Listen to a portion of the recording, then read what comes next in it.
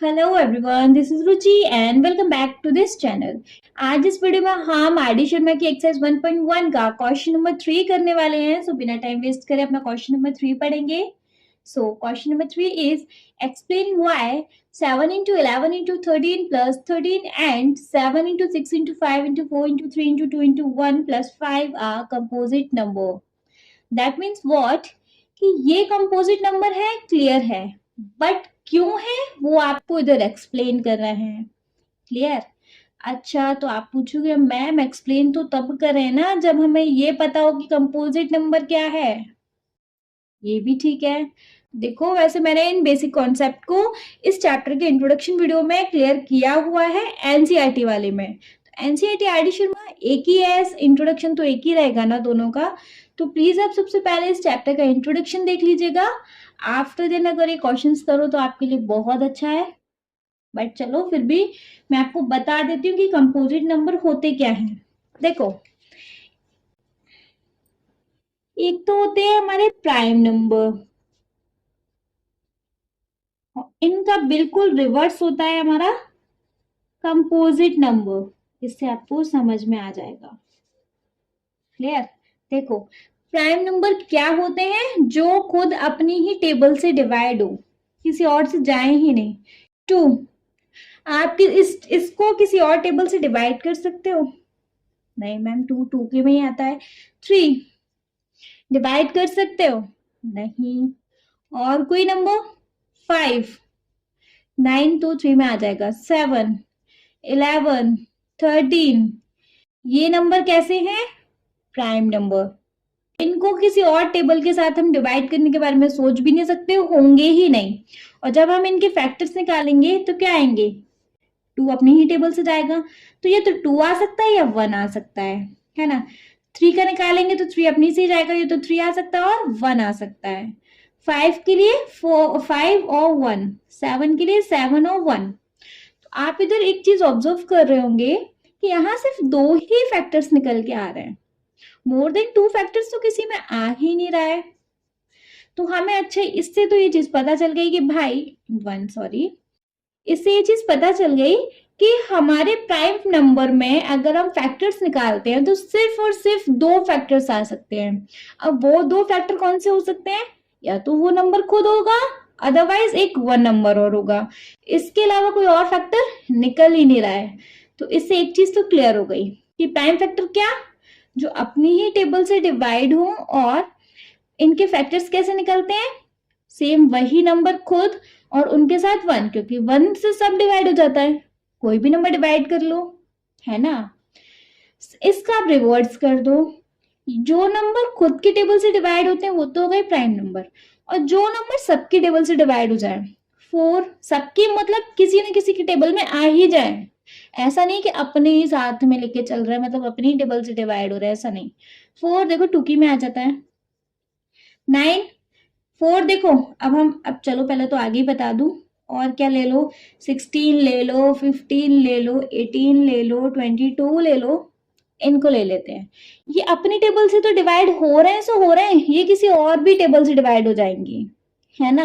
तो अब हम इनमें क्या चीज ऑब्जर्व कर रहे हैं कि इनके फैक्टर्स कैसे निकलेंगे। देखो, वन तो सब में निकलेगा, फोर अपनी टेबल से भी जाएगा, ये टू की टेबल से भी जा सकता है ना। नाइन की बात करें तो वन की टेबल से चला जाएगा, अपनी टेबल से चला जाएगा, थ्री से भी चला जाता है। 16 की बात करें तो वन से जा रहा है, अपनी टेबल से तो जाएगा ही जाएगा, और किससे? फोर से भी जा रहा है। 15 की बात करें तो वन से जा सकता है, फाइव में भी जा सकता है, अपनी टेबल से भी जा सकता है, थ्री से भी जा सकता है। क्लियर है? हम इधर क्या देख पा रहे हैं कि यहाँ तो मोर देन टू नंबर्स हैं, यहाँ थ्री थ्री फैक्टर आ गए, यहाँ फोर फैक्टर आ गए। तो इसमें अब एक चीज क्लियर हो गई कि यहाँ मोर देन टू फैक्टर्स, यहाँ मोर देन टू फैक्टर्स होते हैं कंपोजिट नंबर में, और यहाँ केवल टू ही फैक्टर होते हैं, है ना।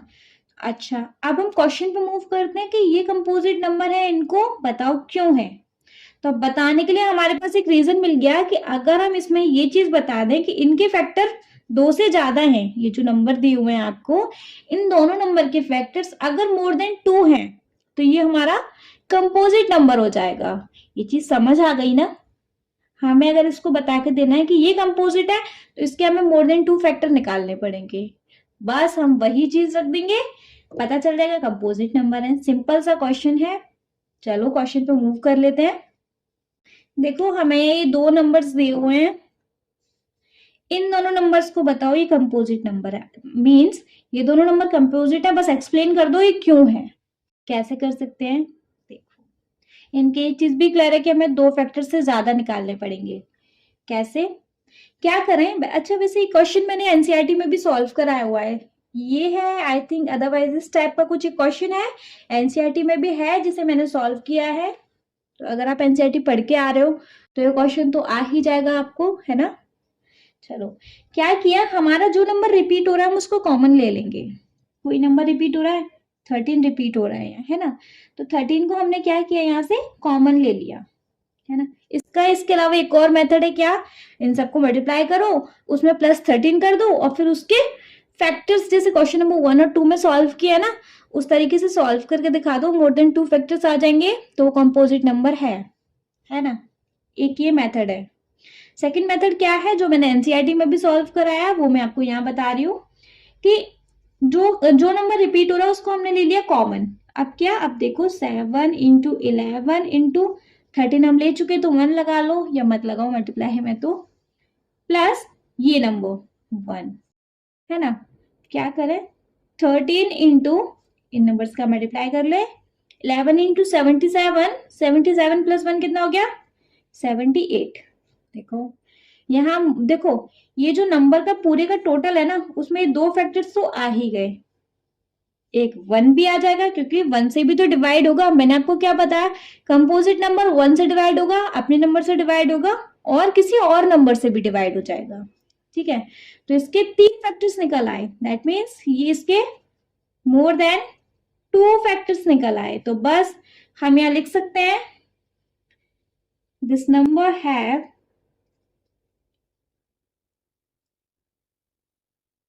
more than 2 factor since it is a composite number।